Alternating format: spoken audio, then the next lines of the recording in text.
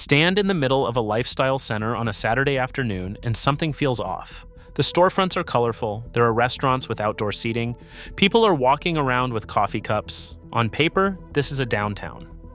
But the longer you stay, the stranger it gets. The buildings are a little too uniform. The street is a little too clean.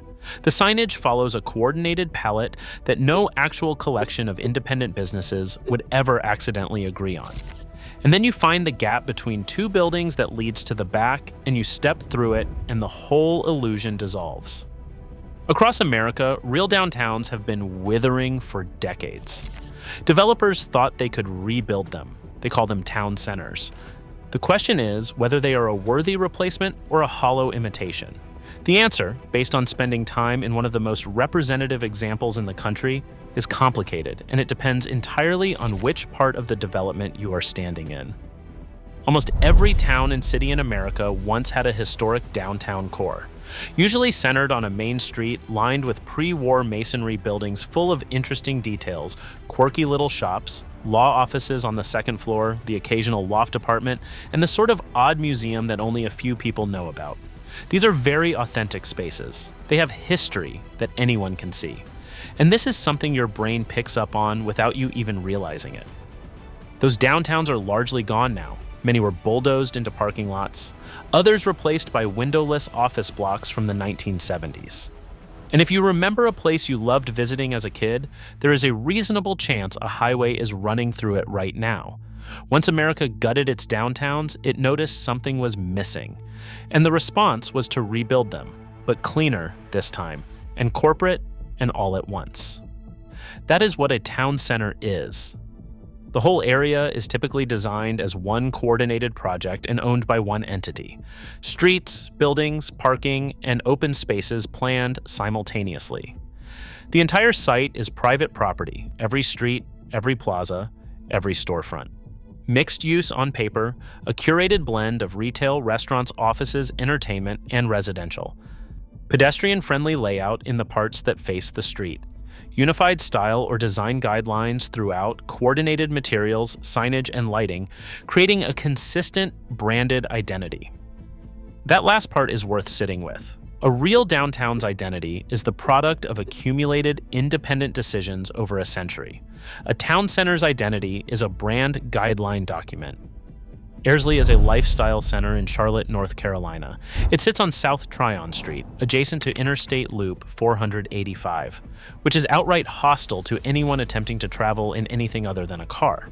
No transit connection beyond buses, surrounded by strip malls, warehouses, industrial parks, and distribution centers.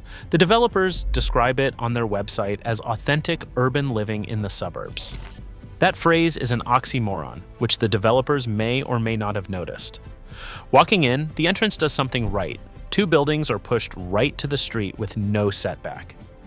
In the context of everything around it, mostly strip malls with enormous parking lots, this is actually a subtle and effective move. It immediately feels different. It sets a tone, and then almost immediately, the surface parking lots appear right next to the buildings. The cars are already guiding the design. The entrance road flares into 4 lanes exiting the property. The urban feeling lasts about 30 seconds before the suburban logic reasserts itself. The main street inside narrows as you move toward the center, which is the right instinct. On-street parking lines it. There's a grassy median that would work better with trees, but maybe the developers were worried about obstructing sight lines for drivers entering the site, which tells you something about whose experience was being prioritized in that design decision. The buildings along the main street are made to look like historic Main Street storefronts, but look closely at them. Historic commercial buildings had richly detailed brickwork, ornate cornices, recessed entries, transom lights above the doors, arched window openings. Those features existed because of constraints, not aesthetic preference. Arches were cheaper to build when skilled masons were plentiful and steel lintels were expensive. Windows were narrow because glass was costly. Floor heights were dictated by what load-bearing masonry could support. The buildings at Ayrsley that were built in the 2000s have windows, doors, and floor heights that reflect when they were built. So they look fake, and you cannot just ignore it. The proportions are off. The details feel applied rather than structural. The irony is that the buildings on historic American main streets were not made to look like any set style. The architects and builders used whatever was cheapest and most practical at the time. That is exactly what produced the character that Ayrsley is trying to copy. And that is exactly what copying cannot reproduce. Move deeper into the site and the picture changes. There is a gathering plaza called Meeting Street Market. And here, something actually works. The 3-story scale is right. The buildings feel more at place. Walking in, it genuinely feels nice. Well-landscaped, terrace patio spaces, salons with actual activity on a Saturday afternoon. In this particular corner of the development, they have managed to capture something close to the energy of a downtown. It is the best part of the site. Of course, one of the alleys leading out of this gathering space opens directly onto a parking lot next to a car service shop. The theater is shoved off to the side behind several buildings rather than anchoring the main axis, which is a missed opportunity. In most town centers from this period, the cinema sits at the end of the main visual corridor, drawing people in. Here it is discovered rather than announced. The gazebo structure near the cinema is a nice gesture toward creating a gathering space, but it opens onto a large parking lot and immediately you feel transported back to the strip mall era you thought you had left behind. Behind the buildings is where the illusion collapses entirely. Walking through an alley from the gathering plaza, the nice landscaping continues for about 10 feet and then stops. Suddenly, you are behind the theater.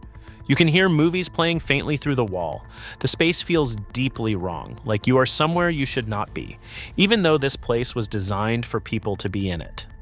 Urban planners have a term for this. A liminal space is a place of transition that produces unease because it exists between defined states. The back of a lifestyle center is the most liminal space in American suburbia. Keep walking past the gathering plaza, past empty storefronts and a university building, and you reach the office and hotel area. The parking is hidden behind these structures, which is the correct move according to new urbanist design principles. But the office buildings lean toward office park architecture, efficient, boxy, not responsive to the site's curved and irregular geometry. Historic urban office buildings bent and contorted to fit the street. These buildings dictate the space around them rather than adapting to it. The ground level near the offices is where you find blank walls, service vents, large, empty lobbies, and parking deck entrances. It is a lonely, forgotten environment. A small park nearby sounds good on paper. In reality, it is empty, and the landscaping is actually arranged in a way that prevents you from entering the middle of it, which is not something a well-designed park should do. The residential area at the edge of the development has two distinct qualities depending on how far you walk. The apartments close to the commercial core are genuinely good planning. You can step outside, walk half a block, and be at a pub or a restaurant. That is just a sensible way to build.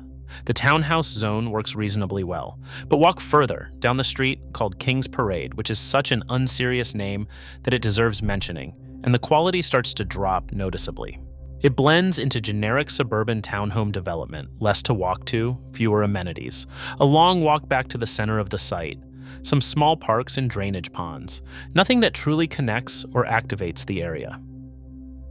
Here is the honest verdict. Ayrsley has two distinct sides. There is the inauthentic part that is trying to be Main Street, and then there is what it actually is, a dense office park with some mixed use sprinkled around the edges. And honestly, as a dense office park with mixed use, it is a genuine improvement over the office parks and strip malls of the 1990s.